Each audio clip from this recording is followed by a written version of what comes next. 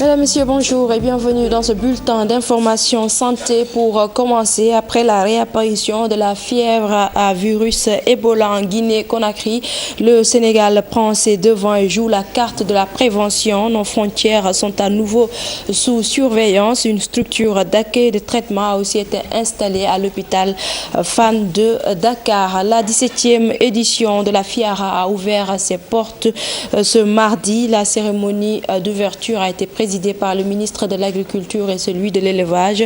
Cette année, le Brésil est l'invité de cette édition. Avec les Brésiliens, les paysans sénégalais veulent augmenter la production et faire de l'énergie renouvelable. Plus de détails avec Dissa Prera. Pour cette 17e édition, la FIARA a comme invité le Brésil, un pays avec qui le Sénégal compte collaborer. Objectif, améliorer la production agricole, mais aussi investir le secteur des énergies renouvelables. Nous avons beaucoup à apprendre de l'agriculture du Brésil, surtout par rapport à l'agriculture. C'est un pays qui fait dans l'excellence en tout point de vue par rapport à l'agriculture. Avec les Brésiliens et des organisations du CNCR, asseoir un projet qui va développer le sorgho, mais aussi à la bioénergie. On voudrait donc, d'une manière révolutionnaire, amener avec M. le ministre les paysans sénégalais et pourquoi de l'Afrique à donc cultiver pour se nourrir, mais cultiver pour contribuer à la réduction du déficit énergétique. En visite dans le stand, le ministre de l'Agriculture s'est félicité des productions céréalières et animales au Sénégal. Papa Abdoulaye Seck pense même qu'avec ce rythme, l'autosuffisance peut être atteinte plus tôt que prévu. Telle manifestation nous permet de jauger pour ce qui est de la matérialisation de notre objectif. Oui, en parcourant les différents stands, nous pouvons dire sans risque de nous tromper que le Sénégal produit plus et mieux. Produit plus et mieux parce qu'il y a une grande diversité des produits. Produit plus et mieux parce que nous avons des produits de qualité. Produit plus et mieux parce que nous avons des emballages de qualité. Durant 15 jours, le public est invité à découvrir, tester et acheter les produits locaux. Mais la FIARA, c'est aussi une occasion de nouer des contacts et faire des affaires. Une rencontre sur le terrorisme se tient à Dakar depuis hier. Le thème, le terrorisme et ses méfaits sur le développement et la stabilité, initiée par la Ligue islamique mondiale. Cette conférence internationale va essayer de trouver une solution à ce fléau mondial qu'est le terrorisme. Compte rendu de cette rencontre avec Fatou Bintou Conté, Mohamed Djan. Sans raison, il fait peur à la terre tout entière. Rapide dans ses déplacements, ne tient pas compte de ses victimes. Le terrorisme, ce fléau à combattre, réuni 2 jours durant des sommités du monde musulman pour trouver une solution à ce phénomène.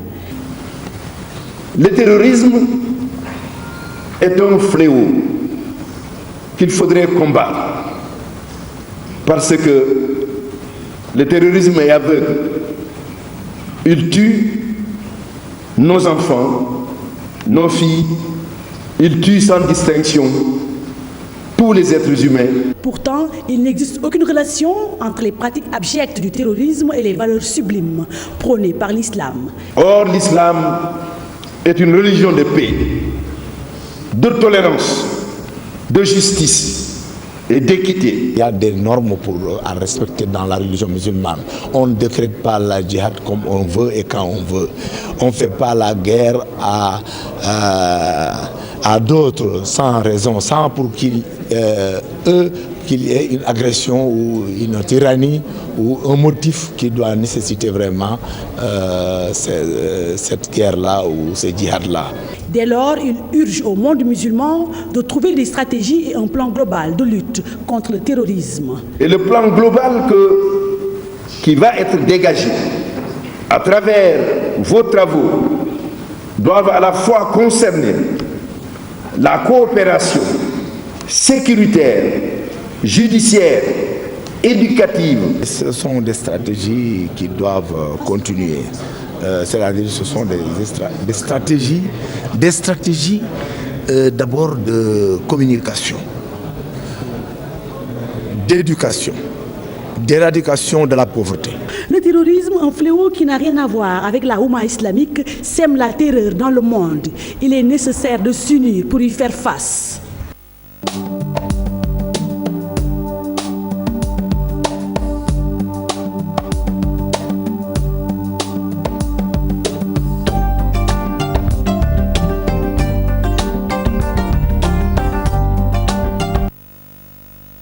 Toutes nos excuses pour ce petit désagrément. Victoire du oui au référendum du 20 mars, la coalition Macky 2012 applaudit et démonte l'opposition qu'elle qualifie de bloc en coton.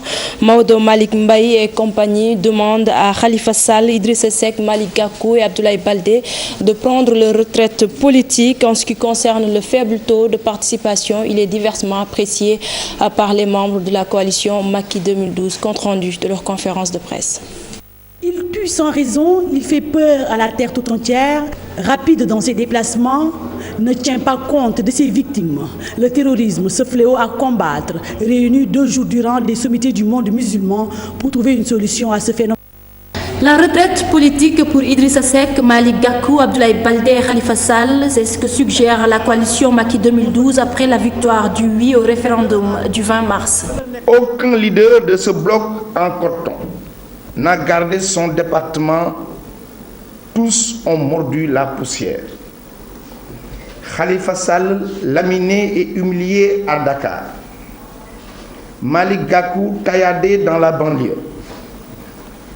Baldé coiffé au poteau à Ziguinchor. Y'en a marre, justement, les Sénégalais en ont marre. Idrissa Seck amené au 12e round à Thiès. Les autres, n'en parlons pas. Le faible taux de participation est diversement apprécié par les membres de la coalition. Si pour Luc Sarr, c'est le temps qui n'était pas suffisant, pour Maodo Malick Mbaye, ce taux ne gêne pas. Le taux de participation ne nous gêne en rien du tout et que nous constatons qu'aujourd'hui, c'est une victoire du oui, c'est une victoire personnelle du président Macky Sall, c'est un cutus qu'on lui donne pour la prise en charge des préoccupations des populations. Maintenant, il y a des signaux qui ont été lancés sur lesquels ceux qui doivent s'en occuper sont en train de réfléchir. En ce qui concerne la ville de Touba, où le nom a gagné, Moustapha Fall Thié explique. Pour Touba c'est important. Mais je vais dire rapidement qu'on n'a jamais gagné Touba pour la perte.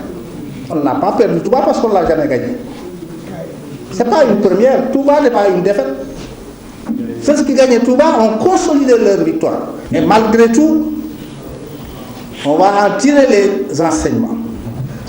Et je vous assure que d'ici les législatives, vous verrez que la tendance sera renversée à Touba. Macky 2012 se veut clair, la coalition continuera d'exister et elle va accompagner le chef de l'État aussi bien pour les législatives de 2017 que la présidentielle de 2019. Du sport, Niger-Sénégal, pas forcément le meilleur match des Lions, mais Aliou Cissé satisfait du résultat qui permet à ses protégés de prendre une option sérieuse sur la qualification. Je vous propose de l'écouter au micro de nos envoyés spéciaux Mamadou Ndiaye et Ibou Diouf. La délivrance de toute une équipe après 90 minutes sous une forte canicule à Niamey, le Sénégal bat le Niger 2-1. Les hommes de Cissé ont plié le match dès la première période. À la 22e minute, Sadio Mané fauché dans la surface de réparation nigérienne. L'arbitre désigne le point de pénalty. Moussa Konaté s'en charge et ouvre le score pour le Sénégal.